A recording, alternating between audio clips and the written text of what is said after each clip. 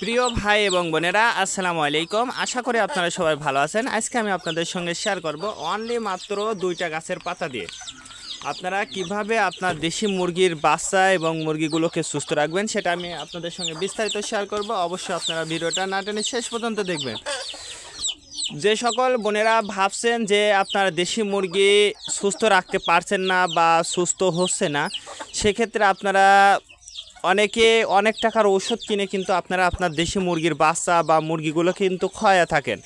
তারপরেও দেখবেন যে আপনার মুরগি সুস্থ হলে কিন্তু ঠিকমতো ডিম পারে না, বা আপনার মুরগি যে আগে যে পরিমাণ ডিম দিত সেই তুলনামূলক কিন্তু ডিম দেয় না। আর এই সমস্যার সমাধানে আপনারা যদি চিকিৎসা করতে পারেন, যে ঘরোয়া চিকিৎসা বা গাছের পাতা দিয়ে যে চিকিৎসাটা, যেটা আমি এখন করতেছি আমার মুরগিগুলোকে, যদি আপনারা চান এইভাবে যদি করেন, তাহলে কিন্তু ইনশাল্লাহ আপনার মুরগির কোনো ডিমের কোনো সমস্যা হবে না এবং আপনার মুরগির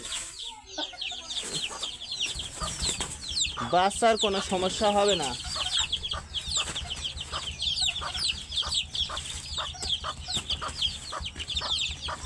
এবং আপনার মুরগি কিন্তু অধিক পরিমাণ ডিম পারবে ইনশাল্লাহ। এবং মুরগিগুলোকে সুস্থ রাখার জন্য আমি বলবো যে আপনারা অবশ্যই এই 2টা গাছের পাতাটা দিবেন। 2টা গাছের পাতাটা দিয়ে আপনারা যদি আপনার মুরগিগুলোকে খাওয়াইতে পারেন, তাহলে সুস্থ থাকবেন। তে বিশেষ করে যে সকল বোনেরা আপনারা যারা গ্রামে বাস করেন, আসলে গ্রামে কিন্তু সবসময় আপনি দেশি মুরগির ওষুধটা কিন্তু পাবেন না। তার কারণ দেশি মুরগির ওষুধটা কিন্তু আমরা যেভাবে আমরা গ্রামে বাস করি, আমাদের অঞ্চলে কিন্তু আসলে আপনার মুরগি যদি অসুস্থ হয়, সেক্ষেত্রে কিন্তু এই ওষুধটা কিন্তু বাজার থেকে আনতে হবে, তারপরে কিন্তু আমার মুরগিগুলোকে দিতে হবে।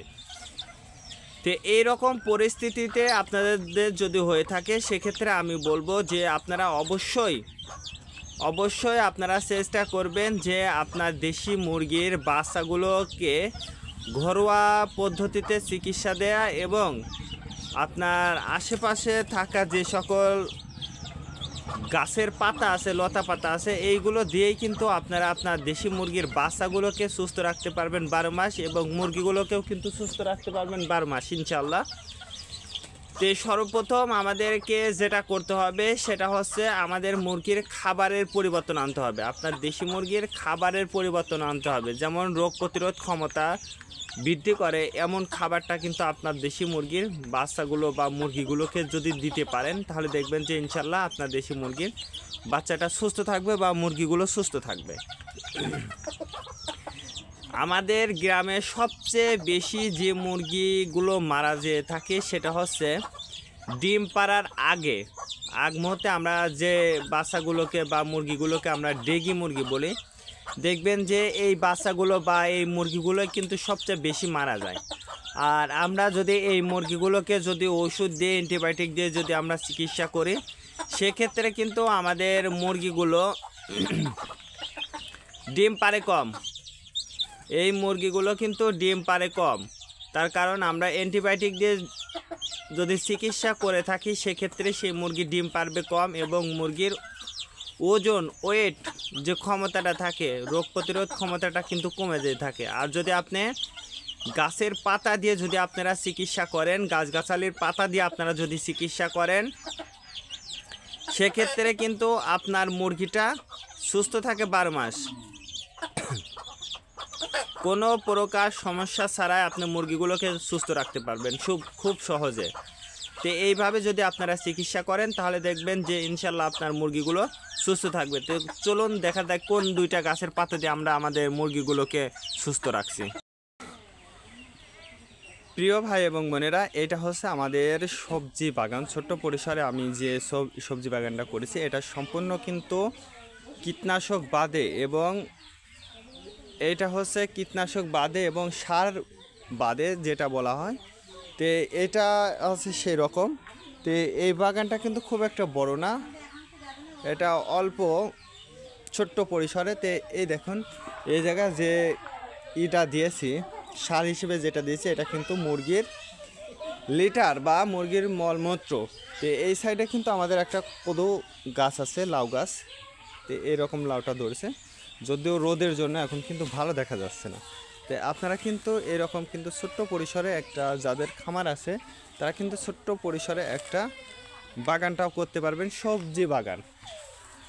তো চলুন কোন দুইটা গাছের পাতা দিয়ে আমরা আমাদের মুরগিগুলোকে চিকিৎসা করেছি। তো সর্বপ্রথম আমি যে পাতাটা আমি আপনাদেরকে দেখাবো,